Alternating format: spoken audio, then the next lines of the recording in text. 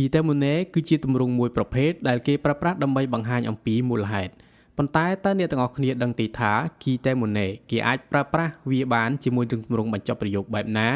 និងមិនអាចប្រើប្រាស់ជាមួយនឹងទម្រង់បញ្ចប់ប្រយោគបែបណាខ្លះនៅក្នុងមេរៀននេះយើងនឹងសិក្សាអំពីទម្រង់ Key Temune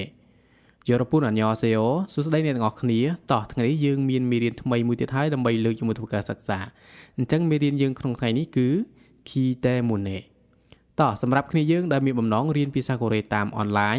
ថ្នាក់សាវេទង្ហាប់ប្រូក្រាមកម្រិត1នឹងចូលរៀននៅក្នុងថ្ងៃទី19ខែឧសភាឆ្នាំ2025យើងរៀនពីថ្ងៃច័ន្ទដល់ថ្ងៃសុក្រចាប់ពីម៉ោង9ដល់ម៉ោង10យប់ម៉ោងនៅក្នុងប្រទេសកូរ៉េសម្រាប់តម្លៃសិក្សាវិញត្រឹមតែ80000វ៉ុនតែប៉ុណ្ណោះរៀនមួយចប់សៀវភៅ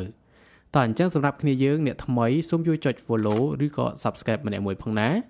តោះឥឡូវយើងចូលដល់មេរៀនយើងទាំងអស់គ្នា Key Temune គេប្រើវាដើម្បីនិយាយអំពីហេតុផលឬមូលហេតុច្បាស់លាស់ណាមួយវាត្រូវបានប្រើប្រាស់ដាក់នៅពីខាងក្រោយកិរិយាសព្ទឬគុណនាមដោយមិនប្រកាន់ស្រៈព្យញ្ជនៈនោះឡើយឧទាហរណ៍ khada លុបដាចេញនៅសល់ពាក្យ kha បូកជាមួយនឹង Key Temune យើងបាន Key Temune mokta លុបដាចេញនៅសល់ពាក្យ mok បូកជាមួយនឹង Key Temune គឺយើងបាន Moki Temune Kuda លុបដាចេញនៅសល់ពាក្យ Ku បូកជាមួយនឹង Key Temune គឺយើងបាន Kuki Temune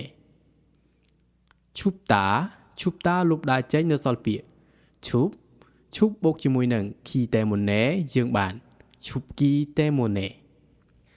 តោះយើងមើលការប្រើប្រាស់ជាប្រយោគទាំងអស់គ្នា내 친구는 성격이 좋기 때문에 인기가 많아요. 내 친구는 성격이 좋기 때문에 인기가 많아요. មិត្តរបស់ខ្ញុំមានប្រជាប្រិយខ្លាំងពីព្រោះតែគាត់មានអត្តចរិតល្អ 휴대폰이 비싸기 때문에 살 수 없어요. 휴대폰이 비싸기 때문에 살 수 없어요. ខ្ញុំមិនអាចទិញទូរស័ព្ទដៃបាននោះទេពីព្រោះវាមានតម្លៃថ្លៃ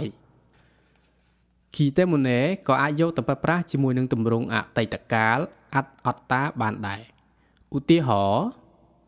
어제 몸이 많이 아팠기 때문에 학교에 못 왔어요. 어제 몸이 많이 아팠기 때문에 학교에 못 왔어요. កាលពីម្សិលមិញខ្ញុំមិនបានមកសាលារៀនពីព្រោះខ្ញុំឈឺខ្លួនខ្លាំង 열심히 공부했기 때문에 시험을 잘 볼 수 있을 거예요. 열심히 공부했기 때문에 시험을 잘 볼 수 있을 거예요. ប្រហែលជាធ្វើបានល្អលើការប្រឡងពីព្រោះតែខិតខំរៀនសូត្រ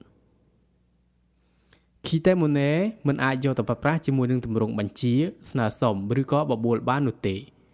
ដូចជា Useo, Ushipshio, Upshida ឬ Ulkayo ជាដើម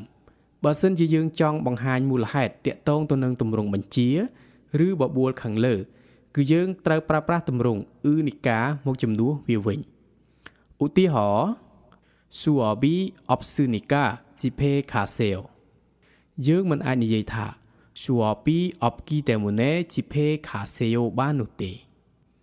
네, 열심히 공부해서 감사합니다. 다음 과에 만날 거예요.